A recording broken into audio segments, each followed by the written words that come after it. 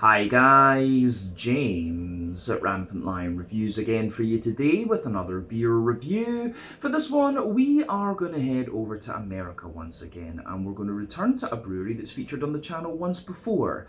Now, the last review that I did from these guys appeared on the channel back in August or September of 2024. That was the first time I tried one of their beers, and these guys are a relatively new addition to the local beer scene, but they've built up a very, very good reputation for themselves. They're from a part of America that's very, very well known for its beer these days, in fact. But they're particularly known for their New England Hazy, whatever you want to call them, IPAs. And I actually had come across this brewery a few times in Copenhagen, in Denmark, actually, when I was back over in Skåne in Sweden, but I never got the chance to actually try anything from these guys until I came here to Hong Kong. But the beer we're going to have a look at from them today is one of their latest releases here in Hong Kong. It's a style that I've had from this brewery before, although not quite as strong. A style that I know they can do very, very well, and this one has a hop bill that I thought would be really quite interesting. So needless to say, I'm very, very curious to see what this beer is going to have in store for us. Hopefully it's another good beer. Hopefully it makes for an interesting review, and as always, I hope that you guys watching enjoy my take on this one as well. So yeah, for this review then, we are going to head to the US, like I said. We're going to go to the northeastern part of the country, New England, and to be specific, we are going to go to the state of New Hampshire and the city of Nashua, which is in the southeastern part of the state. Not too far away from Boston in Massachusetts, actually. But that means that we're going to have a look at another beer from Spyglass Brewing Company. This one is called Decoherence. It comes in at 8.1% ABV, and this is a New England Hazy, Imperial Double, whatever you want to call it, IPA. So yeah, this is one that I picked up from Wine Rack over in Wan Chai on Hong Kong Island, if I remember correctly. And I got this for a really quite good price, actually, considering where it's come from. It was about 110 Hong Kong dollars or something like that, which is maybe about 14 US dollars for the can. So yeah, considering it's an import beer and how expensive beer is in Hong Kong generally, I thought that was a pretty decent price. But yeah, the Decoherence Double New England Hazy IPA from Spyglass Brewing Company in Nashua, New Hampshire, New England, US. So yeah, let's crack on with this one then and see how we go. So, as always with my reviews then, I'll tell you a little bit about the brewery before we taste the beer. If you want to get straight to the tasting though, just fast forward. All the usual links can be found in the video description below. That's the brewery website, the link to my other reviews that I've done from Spyglass Brewing Company before, and we will definitely add more from these guys at some point in the near future because their beer does come here to Hong Kong quite regularly now.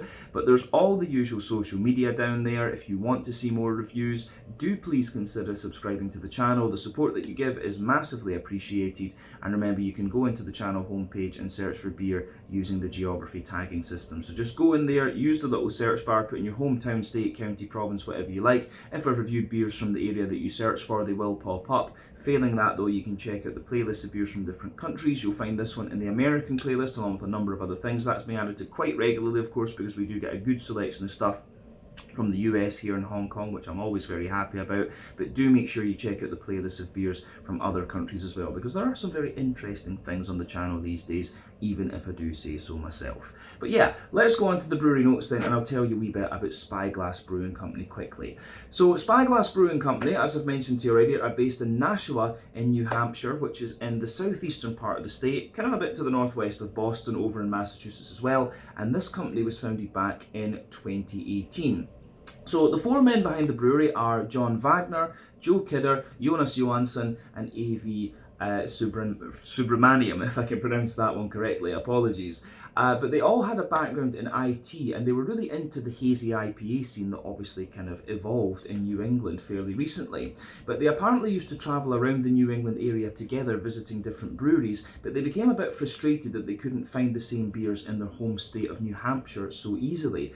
And John was also a home brewer, and this prompted the group to actually look at opening up their own brewery. So they opened up a small 45-seat space in the Townsend West area of Nashua, which is very close to the airport, and they soon built up a very good reputation for themselves. But over the years, they expanded their capacity 3 times, but it proved to just not be enough, and so they had to look at changing location. So in 2022, they moved their production to a larger space on Innovative Way in the south of the city, and there they've got an on-site tap room and restaurant which can seat 300, and this opened in early 2023. They brought in Isaac Boucher as the production manager. He came in as production manager and head brewer, and they've been continuing to develop new recipes and expand their sales over the last couple of years. And as of as of January 2025, we're into January now, as of January 2025, when I'm filming this review for you, these guys have produced 280 different kinds of beer according to Untappd, and that number will no doubt continue to increase as time goes on. But yeah, that is everything I can really tell you about Spyglass Brewing Company for the moment. If you want to learn more about these guys, you can check out the brewery website, you can follow them on Facebook and Instagram to keep up to date with all the latest goings on, and you can check out the Rate Beer, Untappd and Beer Advocate pages to learn a little bit more about all the different beers that these guys have done. So yeah, that's it for your history section. Let's go on and have a little look at the beer itself. So, like I mentioned earlier, this one comes in at 8.1% ABV. It's a New England Hazy, Imperial Double, whatever you want to call it, IPA. The hops in this one are Citra, Motueka, Amarillo, and Nelson Sauvin. We've encountered all of these before. Citra and Amarillo, of course, are the American two. Citra's 14% alpha acid. It gives you that lovely kind of peachy, mango-y kind of note. In a New England IPA, it's also going to give you a wee bit of a lemony-limey character. Amarillo is one of my favourite hops, actually, about 12% alpha acid. It gives you that big, oily, zesty kind of orange character. And then, yeah, you've got Motueka and Nelson Sauvin from New Zealand. Motueka is about 8% alpha acid. It gives you this quite juicy, bright, limey character. Then Nelson Sauvin, the classic New Zealand hop, 16% alpha acid, and it gives you that sort of white, green, grapey, gooseberry type flavour, actually. So, yeah, I was quite curious to see Amarillo in a New England IPA, because it's not too often that I come across that here in Hong Kong, actually. Mostly used to Amarillo in West Coast IPAs, in fact. But yeah, this should be a really interesting one to try, I think, and I was impressed with the last beer that I had from these guys, which was the Turing Machine. It was a big, like, 10% New England triple, actually.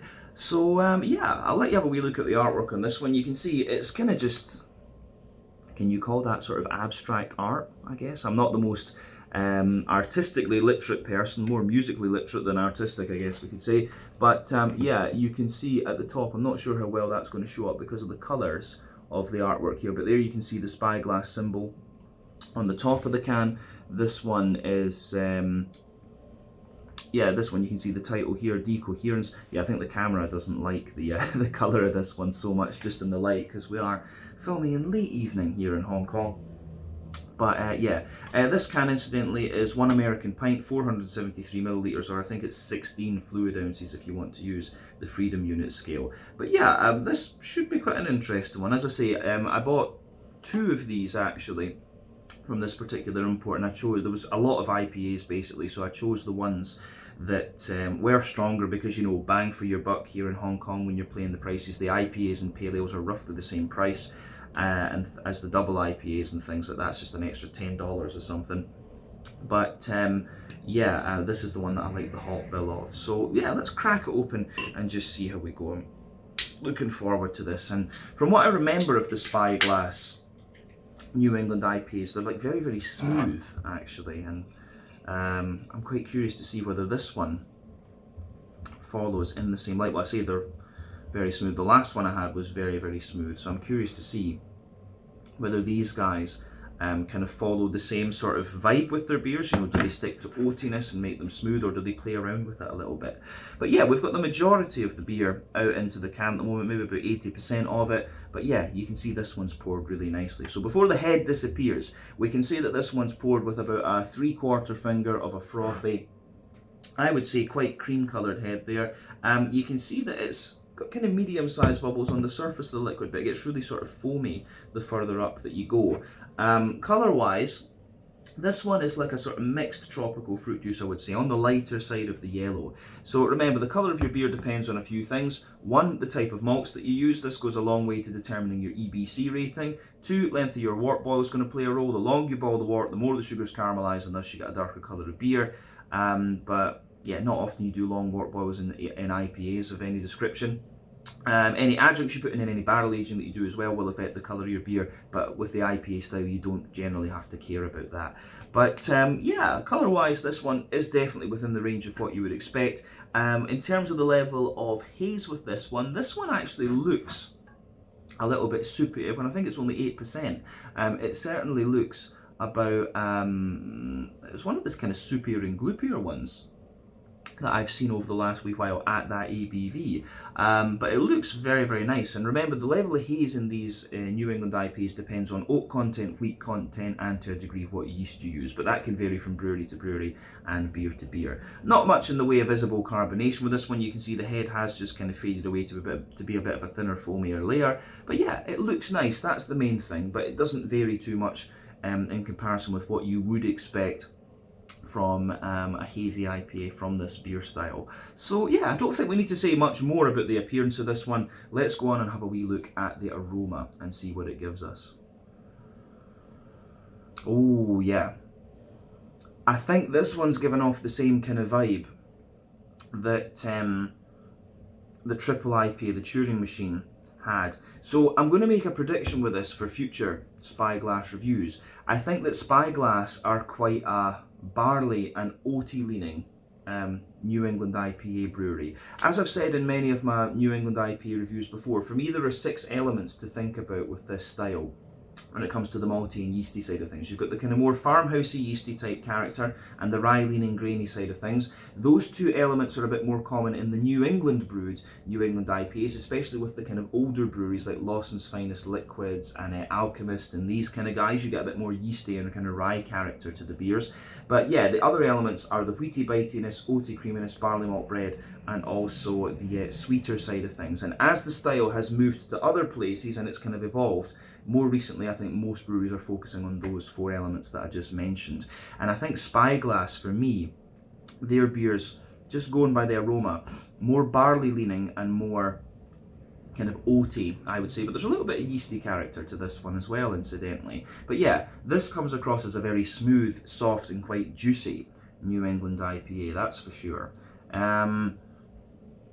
Yeah, but I like this one. It's giving you everything you'd expect. Lovely kind of smooth, malty backbone in there, a nice kind of quite bright green component, and lovely juicy fruity characters as well. But let's just break that down and describe it for you a wee bit more in detail. The backbone of this beer, you've got a lovely sort of fresh mix of white bread and brown bready bread crust in there. Of course, you've got wee elements of woody character. I always get a bit of wood out of these beers. And you've got quite a little bit of cracker, actually. This one has a wee bit more yeastiness at the back of the nose, so it's giving you more of that kind of crackery, sort of farmhousey type bread. I don't know if it's quite right to say sourdough, actually. But yeah, it's got that kind of graininess to it. Yeah. All in all, the bready character in this one is actually quite smooth, and it has a slight sweetness to it. So there's a wee touch of brown bread in there, but I think mostly it's leaning toward a white bready character. You do get a little bit of wheaty note out of this one. Like you can smell that more dense wheaty white bread in there. As I've often said, European wheat for me is a little bit more kind of bitey almost, whereas American wheat is a little bit kind of smoother. And you know, you've got oats as well. The American oats I think are a little bit more kind of porridgey, whereas European oats are a bit more creamy. Of course, soil profile, water profiles and so on. It's chemistry. I studied chemistry, so I always find this stuff quite interesting. But yeah, you can smell the kind of differences. For me, when I have a European brewed IPA and then an American brewed one, you can always kind of notice these little subtleties, I think, being overly familiar with the style. But yeah, you've got a lovely kind of like 2 bits of white bread in there. You can smell the more barley malt, lighter, fluffy white bread, but you can also smell that more dense, wheaty character, a little bit of bitiness in the back of the nose, as I said, but not too much. The oats in this one are quite interesting as well, because you can smell they have got a little bit of creaminess to them, but there's also a wee bit of dryness in there. As I've often said, oats are a good rough indicator of how fresh your New England IPA is. Essentially, the creamier they are, the fresher the beer is, the drier they are, the older they are. But obviously, you've got these differences between American and European oats. A bit less noticeable, I think, with the American oats, I would say. It's more noticeable in the European ones. But yeah, the oaty character on this one's very, very smooth and almost slightly sweet as well. I'm getting more and more kind of brown sugary sweetness out of this beer the more I smell of it as well. I'm getting that kind of Werther's Original, butter candy, butterscotchy sort of note out of this one. So yeah, 8% ABV, you'd expect a little bit of that because it is, you know, getting that little bit stronger. But there's wee touches of biscuit in there, McVitie's Digestive Biscuits, or cookie for those of you watching in the States. But yeah, aroma-wise, the malty and yeasty side of this one is quite nice. This definitely one of the more oaty leaning New England IPAs that I've come across in recent times, though, that's for sure. Yeah, I don't think we need to say too much more about the malty and yeasty side of things then. Let's go to the hoppy side of the beer. So for me, green component on this one. Yeah, green component on this one. This is really, really nice, actually. Very smooth. I think there's probably been some cryo or some incognito or something used in this. But remember, with hopping, you have 3 different types of hoppings that you can use in your IPAs. Early edition hopping, which takes place within the first hour of the wort boil, that gives you mainly bitterness and quite a deep, dank green component. Late edition hopping, which takes place within the last half hour of the wort boil, that gives you a little bit of bitterness, mainly flavour and aroma, and quite a bright green component. And dry hopping, which takes place after the wort boil is complete, that's all about flavour and aroma, and again, it'll give you a very bright green component. New England IPAs tend to rely mainly on late edition and dry hopping, which is why they're softer and more juicy. West Coast IPAs tend to use all 3 types of hopping, which is why they have that more oily, deep, dank kind of quality to them. But yeah, this one, the green component is very, very light, and that to me signals incognito, or cryo, of course, the kind of hop oil products. But yeah, there's a teeny little bit of earthiness in there, but your green component really leans more toward the floral side of things. But I'm getting a lot of grassy character out of this one, and I found that that's a characteristic of, you know, out of these ones in here, I think the floral character mostly going to come from the Citra and the Nelson Sauvin to a degree. But the grassy notes, I think, in this one are most likely to come mostly from the Motueka. Of course, all the hops will give you an element of this, but I think, yeah, the prominent parts of the aroma are likely to come from those ones that I mentioned. But the fruity side of this beer is really quite soft and quite interesting. If you take the aroma in quite deeply, you can really smell, I do get a lot of the Amarillo, the big oily zesty Amarillo in this one, the big orangey characters in there. But under that, I'm also getting the Nelson Sauvin, that white green grapey kind of gooseberry type quality. The Citra, I think, is given a mixture of like, kind of peach. You can smell that sharper peach in the top of the nose, a lot of juicy mango. And I think we're going to get more out of that when we actually taste the thing. But I will say, I think the Motueka, the very front of the nose, the Motueka kind of takes a bit of a back seat. You have to get the Motueka, I think you really need to take the aroma in quite deeply and just focus on that bit at the very front of your nose, and you'll get that kind of juicy, limey character in there. But I think the Amarillo and the Nelson Sauvin are the ones that jump out at me the most, and then the Citra's kind of sitting in the background a wee bit. Then, as I say, when you take the aroma in like really deeply, when you take the aroma in very, very deeply, then you have to think about the then you need to think about the Motueka coming out. But aroma-wise, this is very, very nice. As I always say, take a little bit of time to just enjoy the aroma of your beer before you get stuck into it. But I think it is about time that we try this one then and see what it's all about. It smells great. So let's do this one. This one is the Decoherence, an 8.1% New England Hazy double IPA from Spyglass Brewing in Nashua, New Hampshire, over in the US. Let's get stuck into this one. Slàinte, skål, cheers.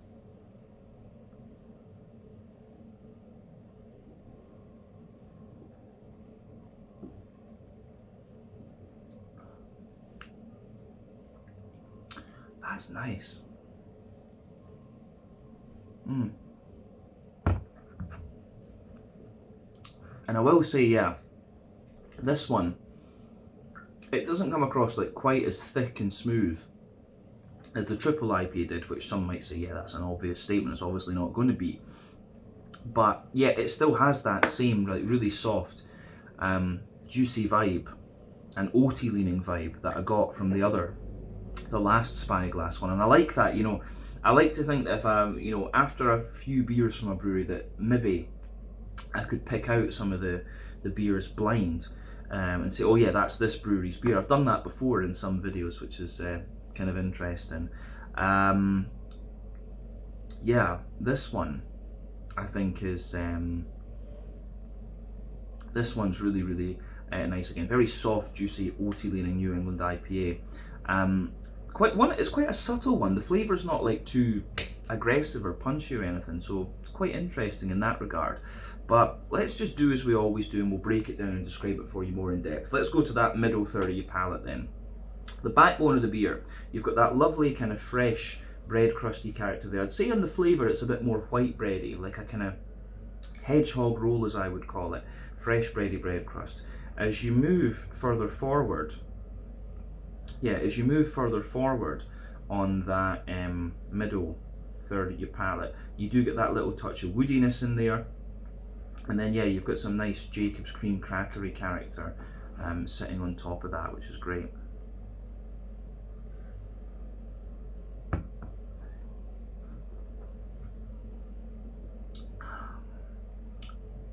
Yeah. So on top of that then, on top of the cracker, you start to get the fluffier white bread. And it's interesting because that fluffier white bread from the barley malt, it has a little bit of dryness to it, but it's very airy, and you do get a little touch of like sweetness coming out of this one. So yeah, the way that goes together, I think, is really nice. So yeah, fluffy, airy, white bready character in there. The more dense and compressed wheaty white bread sits on top of that, and then yeah, you start to get the oaty characters coming out above it. So if you go down the middle line of your tongue, you can feel the kind of creamy side of the oats, and as you move out toward the kind of edges, as you move out toward the edges of that middle third of your palate, you get a little bit of a more kind of dry character out of this one, which I think is great.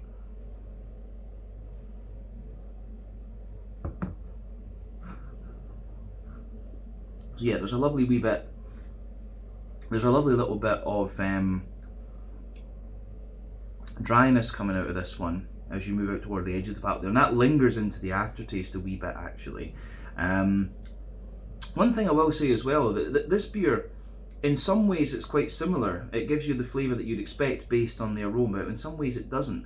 I expected this beer to have a wee bit more sweetness to it in the dead centre of the palate. It does have a little bit, but the type of sweetness you get is a bit different, I think, and also it's just not quite as prominent. So in the dead centre of your palate, you've got that little bit of like Werther's Original butter candy butterscotch coming out of this beer, which again I think is really nice. So yeah, that little bit of Werther's Original butter candy butterscotch is it coming out of the beer, but it's quite dry. And then as you move further afield from that, you can feel there's little elements of kind of McVitie's digestive biscuit and things coming out of it too, which again I think is very nice. Gets a big thumbs up from me. Is there anything else we need to say about the middle third of the palate? I don't think so, to be honest with you. So yeah, let's go to the back third of the palate. As I've often said, sweeter flavours come out further forward on the palate, more dry and bitter flavours come out further back. And generally speaking, the back third of your palate is going to give you similar flavours to the middle third of your palate. So the border region between middle and back third of your palate, you get that nice little bit of bready build up in there. You can feel the white bready character in the base, the sort of the barley malt character. Then I think further up from that you get the more dense wheaty white bready character there. But yeah, the base of that back third of your palate, it's the base of that back third of your palate, you've got a really nice little bit of kind of Jacob's. You get that kind of, no, not the Jacob's cream cracker, you've got the white bready bread crust, and it's maybe a bit more brown bready further back on the palate. Then yeah, you've got the Jacob's cream cracker. You've got the Jacob's cream cracker, the kind of barley malt white bread there, that layer's like really quite light, tall and airy in there, but a wee bit drier of course. Then you've got the more dense wheaty white bread character above that, and maybe you can feel some of the drier aspects of the oak just creeping over the top of that back third of your palate as well. But then you've got the yeasty side of the beer on the very back third of your palate. So let's have a wee look at that.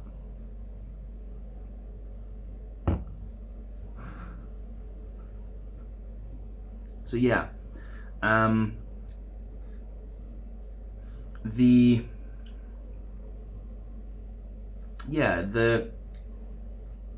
oaty side of the yeasty side of things for me, at its core, the yeast on this one has a little bit of a brown bready type character to it, like a more dense brown bready character. And as you move out from that, it becomes a little bit like a kind of drier, more grainy brown bready character. Then the extremity of it is giving you a wee bit more of the extremity of it's giving you a little bit more of a kind of brown bready bread crust, if you like. And definitely, yeah, back third of your palate, you can feel the flavour is taller. Then as you move further forward into the middle third of your tongue, it just kind of condenses down and squashes together that little bit more.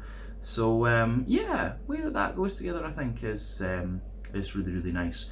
In terms of the hoppy side of things then with this beer, we've covered the malty and yeasty side of it quite well now, I would say. Hoppy side of the beer.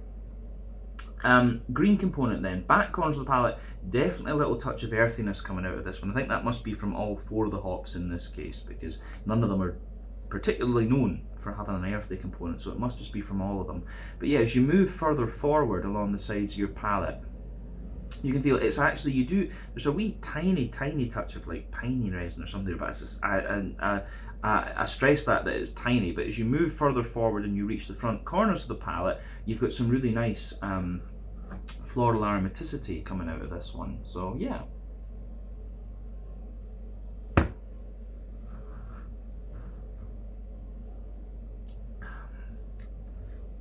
Yeah, so yeah, you've got a nice kind of floral aromaticity in there,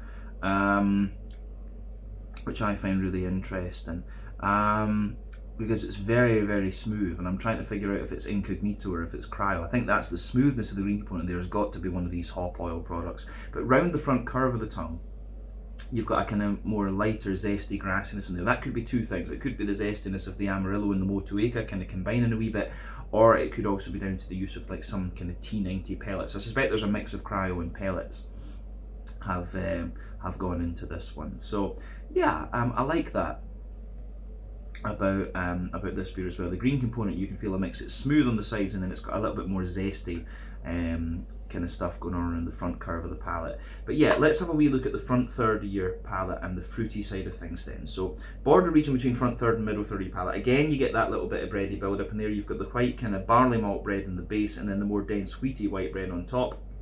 And the base of the front third of your palate, yeah, you've got the white bready bread crust, the cracker, the barley malt, and then the kind of more smooth and dense wheaty white bread there. Then you've got that nice oily bubble where the juicy fruity esters just roll their way out of the beer. So yeah, the way that goes together, I think, is really, really nice. Let's focus on the fruity side then.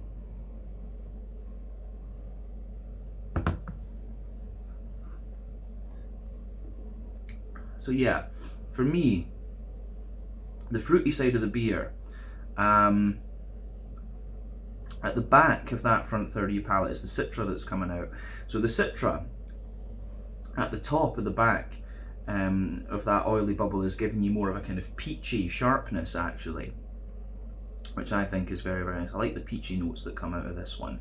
As you move further forward, it's definitely got a little bit of yeah, as you move further forward from that, it's definitely got a little bit of a more juicy, mango-y type quality. And as you reach the middle of that front third of your palate, it's got a little touch of pineapple on top, but a wee bit of like dried apricot. And so yeah, peach, mango, pineapple and apricot. Then as you go into the front half of that front third of your tongue, I think the base of the front half is the Nelson Sauvignon, the sort of white, green, grapey, gooseberry type notes. Sitting above that, you get the oily, zesty orange from the Amarillo. And I think as you reach the kind of tip of the tongue, just behind that front curve, the kind of tip of the tongue, you get the zesty, you get a mix of the zesty orange from the Amarillo, but you also start to get the kind of limey character of the Motueka coming out, I would say. So there's quite a bit of complexity to the fruit, but into the aftertaste, this one gets more zesty, and the grassy notes from the green component, pardon me, really come out in this one as well. But it's an interesting beer, this one. I like this. I do like this. It feels like one of the more kind of subtle New England IPAs I've had in recent times. Yeah, again, it's another very, very solid beer from Spyglass Brewing, and you can't really ask much more these days. There's so many New Englands on the market. But yeah, quite enjoyed this one, I have to say, so thumbs up to Spyglass. Yeah, let's round off the review then with a wee look at the mouthfeel. For me, this beer, I'd say it's kind of top end and mid-bodied. The carbonation is very, very smooth in this one. It does have quite a creamy mouthfeel to it, this beer, generally speaking, and I think that's just the two beers that I've had from Spyglass now have been very, very smooth and very kind of oaty leaning in terms of that. I'd be curious to try a couple of different styles from these guys. Actually, like something from the dark end of the spectrum or a West Coast IPA would be interesting.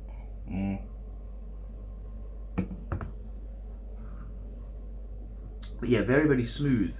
Nice little bit of wetness, but nice and kind of creamy IPA as well. But yeah, kind of creamy mouthfeel, I should say, sorry. IBU count in this one, I think this is a fairly standard sort of 30, maybe 40 at a push IBU. Really not that bitter at all for me, more kind of soft and juicy, and you get that nice kind of, you do get a little touch of bitterness, particularly on the front corners of your tongue into the aftertaste. But yeah, malty base, a little bit drier underneath, smoother in the middle, and kind of more creamy and smooth on the top, a bit of a dry sweetness into the aftertaste, and yeah, lovely kind of juicy fruity characters coming out of this one as well. But all in all, I think this is a really nice New England double from these guys. A bit lighter than the last beer that I tried from them, but equally as impressive. So yeah, I think we can leave it at that for this one. Nice to return to these guys after a couple of months, and I've got another beer to try from them as well, so you'll see that one pretty soon. But yeah, let's leave it at that. Once again, thank you for watching my beer reviews. Until the next time, please like, subscribe, share, all the usual YouTube stuff. Let me know your own thoughts on this beer in the comments section below. Let me know what your favourite beers are from Spyglass Brewing Company as well. This one was the Decoherence, an 8.1% New England Hazy Imperial Double IPA, and I really quite enjoyed it. So yeah, check out my social media. Check out Spyglass Brewing social media. Let me know your favourite beers from these guys in the comments section below, like I said, and I will catch you in another review very, very soon. Until then, slàinte, skål, cheers, and see you soon.